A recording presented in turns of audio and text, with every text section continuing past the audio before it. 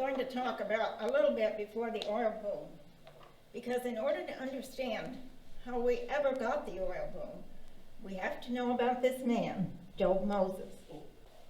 About 2014, I think it was, at the museum, we got a phone call from a Canadian hospital who had been looking in their basement, I guess, and they found a case of bottles, much like this one. Only theirs were, I think they were half pints. But it's a little glass bottle. On this side, on both sides, it says Jobe Moses. How many people here have ever heard the name Jobe Moses? Okay. Until that time, I hadn't heard about Jobe Moses either. And it sounded like a great topic for research. And my main interest in working for the Oil Museum was to research the people who worked in the Bradford field. Not just the producers, but also the producers, but the pumpers, the shooters, the drillers, the people that sold oil field equipment, the people who may have machine shops, all those people who worked so hard in the industry. I knew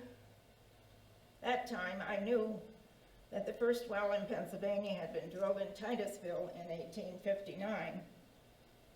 But I had no idea what had happened 30 years before and what effect it had on the development of the Bradford field. Go back in time to 1829 in Burkesville, Cumberland County, Kentucky. The Drake well was still 30 years in the future. But they were searching for brine down in Kentucky. Brine was very important then because they used lots of salt for preservation of food.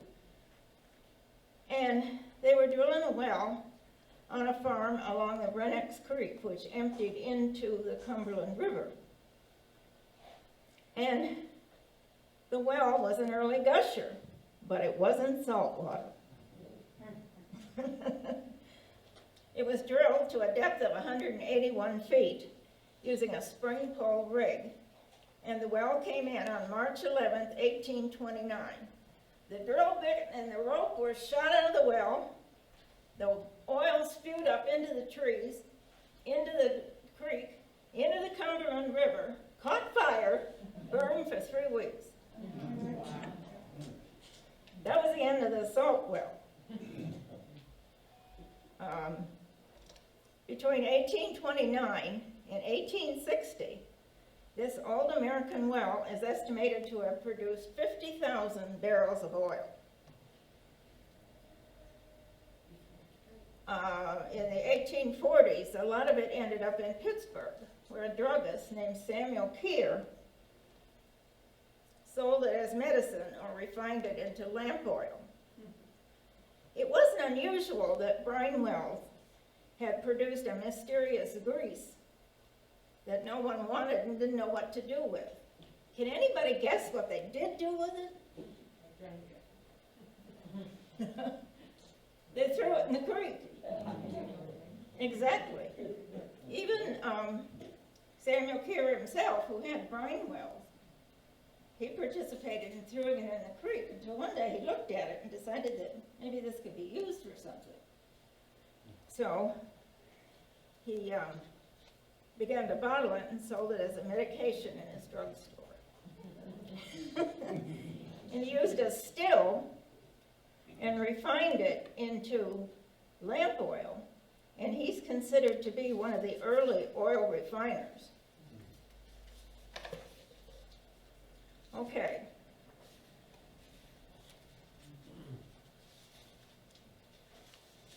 Jobe Moses was born in 1815 in Simsbury, Connecticut, the fourth son of a man by the name of Jobe Moses.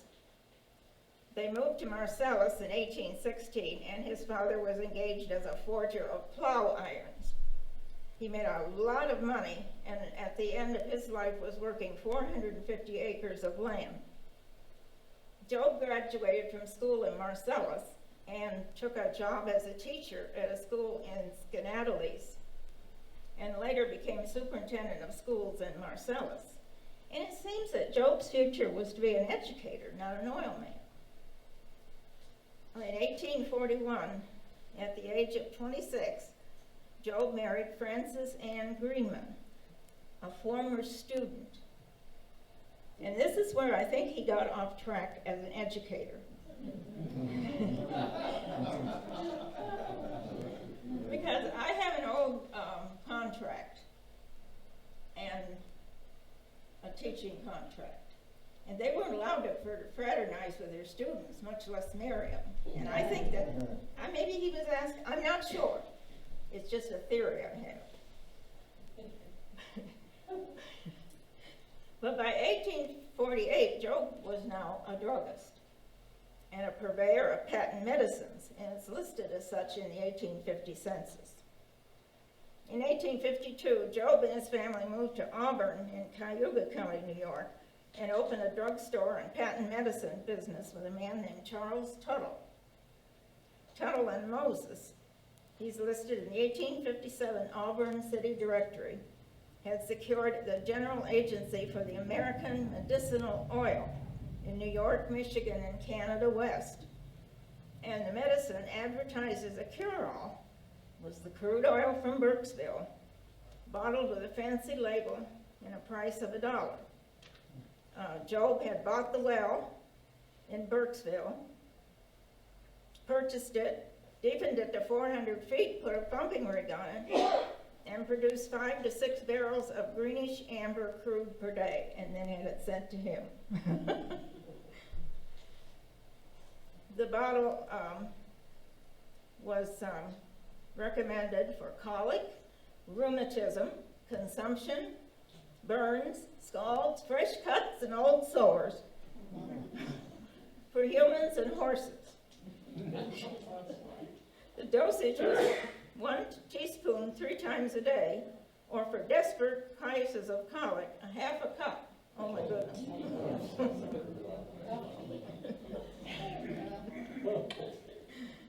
In 1856, Jobe opened another patent medicine store in Rochester. 3 years later, the Drake well was drilled, and Jobe began to think about that. And he thought if there was oil in Kentucky, and there was oil in Pennsylvania, there might be oil in all of the Appalachian Basin.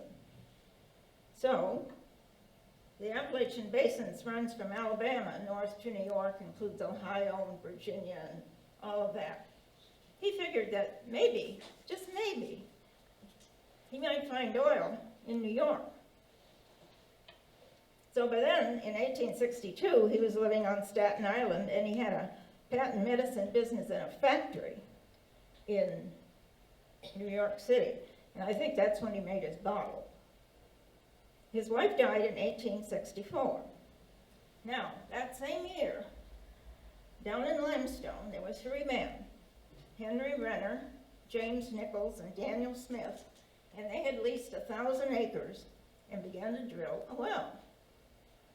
They drilled down to 570 feet and found only traces of oil, went on to 600 feet and gave up. The same year, some New York City investors who thought they could do better borrowed $8,000 from Jobe, purchased the Hall Farm in Limestone, and formed the Hall Farm Petroleum Company. But they weren't doing very well either. The men could not supply Jobe either with oil for his business or repay his loan, so Jobe took over the company himself and became president. He caught oil fever. In 1865, believing that there really was oil in the area, Jobe left the patent medicine business and came to Limestone. He stayed for 3 years at the newly built limestone house, which was built by Henry Renner, one of those 3 people that tried to drill that well in '64, which we know today, before they tore it down, as Casey's. During those years, he commuted back and forth to New York City, but finally he decided to stay in Limestone and build a house. The house was a 22-room mansion made of white pine with a white pine fence all the way around it. Now, it's located, if you go down Seward Avenue Extension, or I guess what they call Parkside Drive, before you get to Mystic Waters, you will see a street sign that says Moses Street. On the right, there's 3 houses back there, and then you'll see a fence. His home was back there. And don't ask me what happened to it, because I have researched and looked and I've never found anything to tell what happened to it. He also married, for the second time, a woman by the name of Lena Drake. She was a spiritualist, and she gave seances in the mansion. I've always said there's a lot of fantasy in the oil business. Stories that people tell. They said she told him where to drill this well, but I don't think so. So anyway, Jobe looked over the 1,250 acres that was owned by the Hall Farm Company and started to drill. He already figured out that he'd have to drill deeper than the 600 to 800 feet that they were drilling in the 60s. So he drilled 4 wells in New York State. And the 3rd well came in producing 10 barrels a day and dropped off to 2 barrels. Now, after he completed well number 3, Jobe increased his purchase of oil lands until he accumulated 39 tracts of 11,000 acres. Now, the 1850 census said he was worth $120,000. So he probably spent most of his fortune buying this land. But he had so much faith that there really was oil there that he was willing to risk it. Okay, those acreage was included in what's now the towns of Carrollton and Red House. The 1870 census shows Jobe living in the limestone house with his wife Lena, 2 sons, a housekeeper, and a farmhand. He also had cows. He was dealing in farming as well. And his occupation is listed as prospecting for oil and farming. In 1871, he drilled his 4th well in New York, which produced oil at 540 feet and went again down to 1,100 feet. He had started the New York oil business. Later in 1871, he used the profits he made from his New York wells, and he formed a partnership with C.H. Foster and James Butts, the Foster Oil Company. And by the way, these 2 men, Foster and Butts, were also involved in the Buttsville coal mine, which is up near the airport in those days. So, in November 1871, the well that he drilled in Pennsylvania, and you'll see the marker, there's a stone marker down by, across from Billy Lane's, and that marker is the well that he drilled in Pennsylvania. I believe that in the 40s that Willard Klein plugged it. So you see how long it lasted, from 1871 to the 40s. That's nearly 70 years. But the well came in at 1,110 feet and produced 10 barrels a day. He had struck the Bradford 3rd sand. And this was the reason that they weren't having success in drilling. They didn't realize they had to go that deep.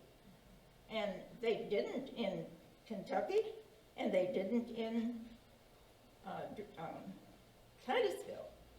But because the mountains are higher up here, they had to go through the mountain to get to the sand. And once they realized that, it was they were wrong. So, well, what Kendall calls the oil boom started actually in 1874. It took 3 years to get it going after 1871. And new wells were being drilled and production 75 to 200 barrels a day.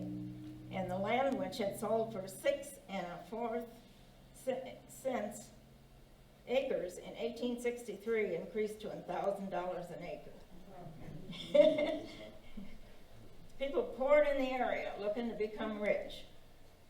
Now in 1876, just Bradford now, population had increased to 9,000, with many more that stayed in boarding houses that were available. I know my great-grandmother's sisters and her husband operated a boarding house in Rue, and they had men that stayed there during the week to drill and work.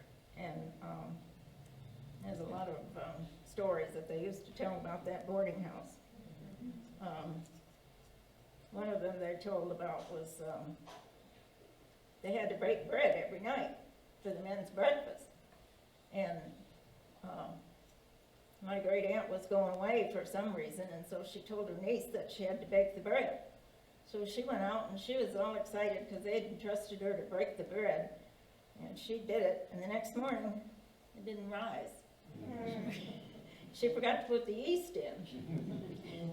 And my aunt's husband, who was very outspoken, said, "What's the matter with this bread? It's heavy as lead." But they had a lot of boarding houses around. In 1877 then, Jobe went back to New York City and resumed his patent medicine business. He'd made a fortune, spent it to prove that oil was here, and made it again. So he was okay. In 1880, Pennsylvania geologists by that time had suggested that if you put water pressure on oil sand, it might be used to increase the production of oil. This was the first thought of secondary recovery, but it was illegal. So now in 1881, Kendall Refining Company was founded. And according to the Kendall history, it was named for the Kendall Creek Post Office. That's true, Brian? That's what I heard. Okay. This was the peak year for the Bradford field. Of the total 27,661,000 barrels produced in the whole United States, 83%, or 22,945 barrels, came from the Bradford field, and 77% of the world's total oil production, came from the Bradford field. So Bradford was truly the high-grade oil metropolis of the world.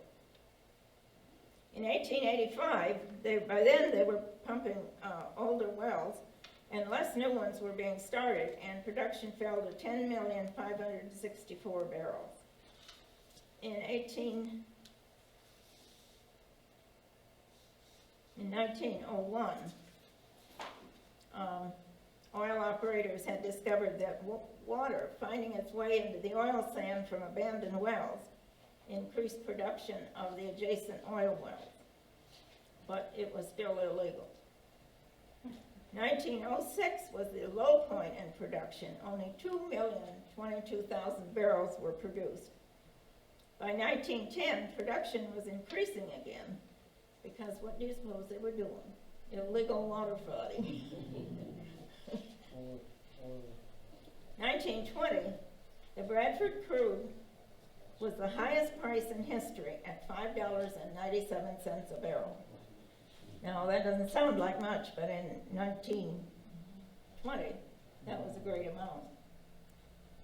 Then in 1921, the Pennsylvania state legislature legalized water flooding. In 1924, the Bradford field produced 15% of total Pennsylvania crude and 85% of the total of up 269 other Pennsylvania grades of lesser value. I'm going to stop here and explain about the crude. Bradford field crude, Penn grade crude, is considered to be better because it's paraffin-based, not asphalt-based, and it's used much more for lubricants. And that's why it commanded a higher price, and it was just better. In 1928, they were using what they called the 5-spot method of water flooding, and they raised the Bradford field to produce 30% of the total Pennsylvania production. Now, I'm not an authority on 5-spot, but I think they drill an oil well in the middle and 4 injection wells of water, and it pushes, the water pushes the crude up to the surface. In 1937, Bradford field output is 16,738,688 barrels, or 57% of the total Pennsylvania production, and this was the 4th highest year in the history of the field. Water flooding had turned the production decline around. Our museum president, Tom Miller, said that he read somewhere where they called it the field that lived again, which is apt, I think. Very nice name for that. In 1941, before we entered the war, we produced 997,750 barrels were produced here. And in 42, the U.S. had gotten into World War II, and the Bradford field produced 13,756 barrels in order to meet the tremendous military demands. And they really worked hard during that time. The government had given them a subsidy of 75 cents per barrel they were paying.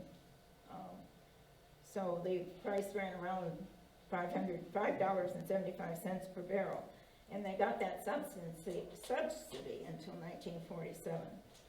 But by the time the war had gone on until 46, the production declined and they had a hard time getting pipe and supplies. But between 1871 and 1949, the Bradford field produced 511 million barrels of crude oil. So this truly was the high-grade oil metropolis of the world. And I just can't say enough that we need to be proud of what's been accomplished here. I'm proud of the men who worked in the field who accomplished so much. And people like Willard Klein and Mr. Miller and those that worked. I know that Willard not only worked in the oil fields, but he also worked to fight the regulations that have been coming on like crazy. And today, the field is not able to do as much because there's too many regulations. I just want to say that I love growing up in this area. I love the people that worked.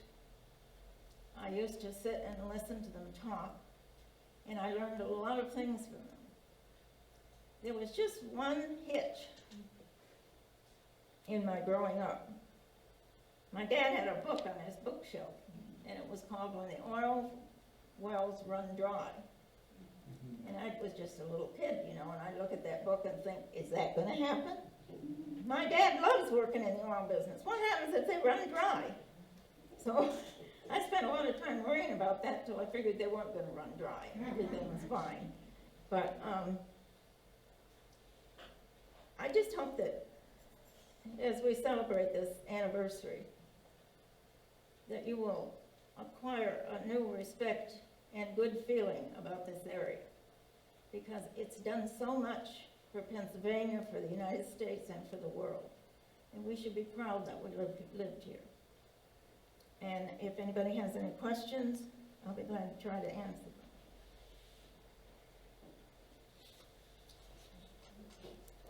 I have some pictures. I want to apologize for not having a thing on there, but I lost my Apple computer and I couldn't find anybody to work on it, and the person that did work on it broke it.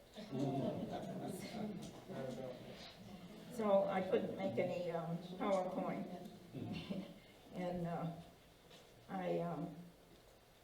but I hope that I've given you a little idea about how this got started and what a wonderful thing it was and what Jobe Moses did for this area. So if, I have some pictures here if anybody wants to look at. Oh, I've got a question. Thank you for your attention. So, there's a question, sir. Yeah, I have a question. Okay, I have to, I haven't heard any mention of the people who really made all of this possible. like who?